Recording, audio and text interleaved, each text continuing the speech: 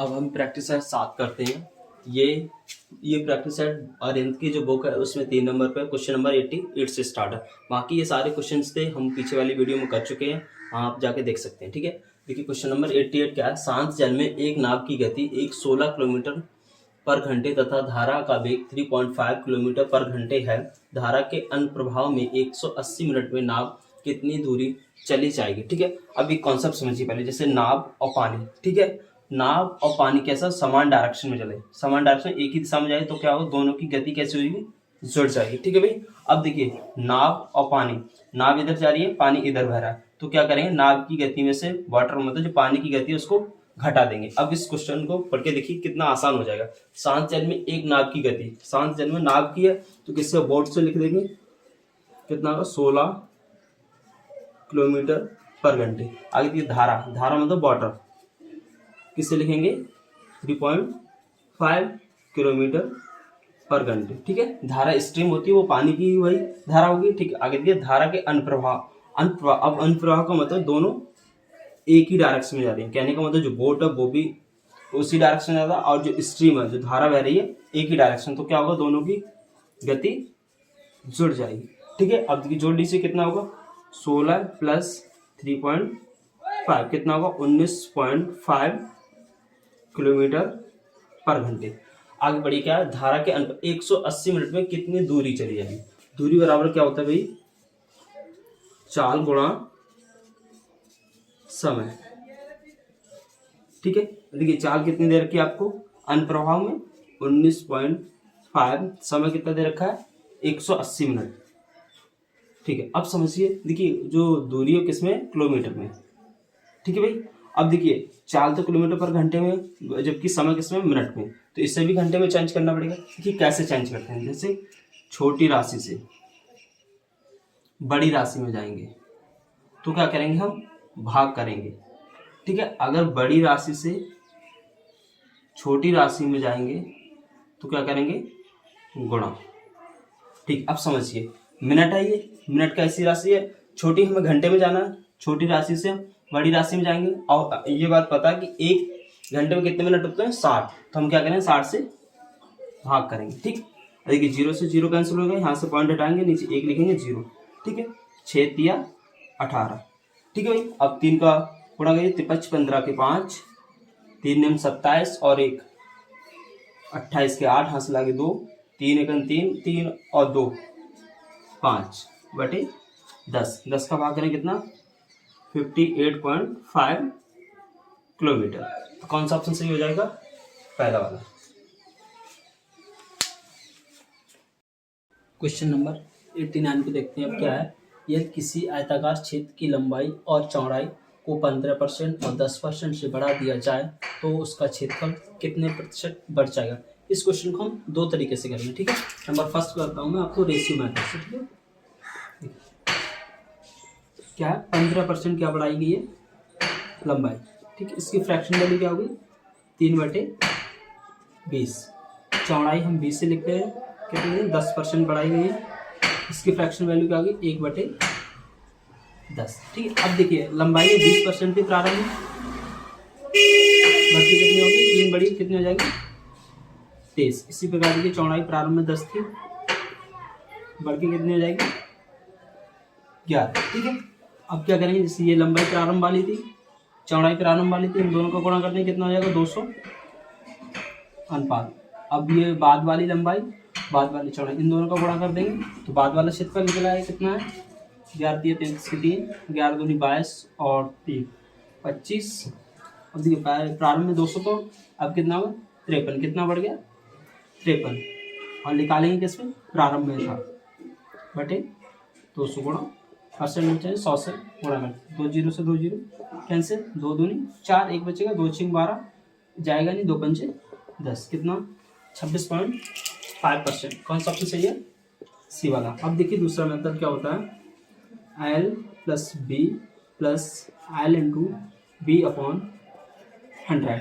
ये वाला फॉर्मूला आप जब भी यूज़ करेंगे जब दोनों का चीज बढ़ रही है, अगर घट रही हो, जैसे कि पहली वाली बढ़ रही हो दूसरी घट रही है तो माइनस लगा देंगे। ठीक है, दोनों ध्यान रखिए इतना वाला।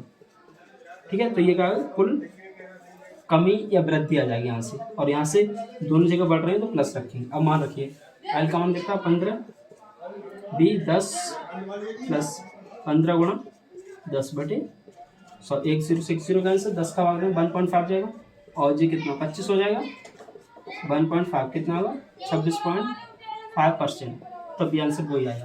तो कौन सा ऑप्शन सही है? सी वाला। आप किसी भी तरीके से करिए। देखिए अब क्वेश्चन नंबर नेक्स्ट क्या है।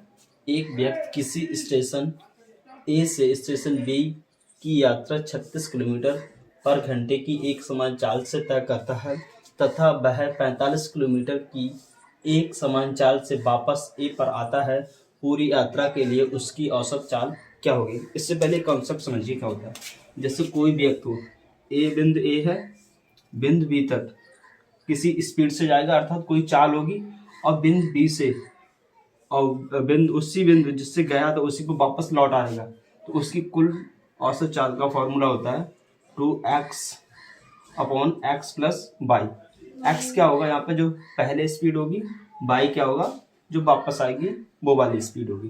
तो लगा दीजिए इस फॉर्मूले 2 इंटू एक्स कितना 36 गुणा y कितना 45 बटे 36 प्लस 45, 2 इंटू 36 गुणा 45, जोड़ लीजिए कितने होंगे 5 और 6 11 का 1, 4 तो 3 7 और 1 8, 9 नेम 81, 9 चौक 36, ठीक है, 9 पंचे 45, 4 पंचे 20, 2 गुणा 20, 2 का गुणा 20 में कितना आएगा 40 किलोमीटर घंटा। ये क्या आ गया एवरेज स्पीड, ठीक, अर्थात औसत चाल। तो कौन सा ऑप्शन सही है? ए। देखिए क्वेश्चन नंबर नेक्स्ट क्या है। यदि किसी वस्तु का क्रय मूल्य उसके विक्रय मूल्य 80% के बराबर है तो लाभ बताइए क्या होगा? ठीक है ना। तो क्या है क्रय मूल्य, तो क्रय मूल्य कॉस्ट प्राइस, ठीक, विक्रय मूल्य क्या होता है सेलिंग प्राइस, के का मतलब गुणा कितना 80%, तो 80% परसेंट जाए नीचे 100 लिखेंगे, बराबर तो बराबर का साइन लगा दीजिए, 1 0 से 1 0 कैंसिल, 2 से काटिए, 2 चौक 8, 2 पंचे 10। ये देखिए सेलिंग प्राइस से गुणा में इधर आएगा तो भाग में, ठीक है भाई, कितना होगा 4/5। कॉस्ट प्राइस के सामने वाली कॉस्ट प्राइस, सेलिंग प्राइस के सामने वाली सेलिंग प्राइस, ठीक है। अब देखिए सेलिंग प्राइस में से कॉस्ट प्राइस को घटा देंगे तो आपको क्या प्रॉफिट मिल जाएगा, ठीक है ना। तो प्रॉफिट कितना होगा 1, 5 में से 4 जाएगा, ठीक। अब देखिए लाभ या हानि निकालते हैं इसमें कॉस्ट प्राइस पे, कॉस्ट प्राइस कितना है 4/4, परसेंटेज में चेंज करना है 100 से गुणा कर दीजिए, 4 दूनी 8, 4 पंचे 20, 25 एकम 25%, कितने का लाभ होगा 25%। कौन सा ऑप्शन सही है? डी। क्वेश्चन नंबर नेक्स्ट देखिए क्या है। किसी संख्या को 387 से भाग देने पर शेषफल 48 प्राप्त होता है।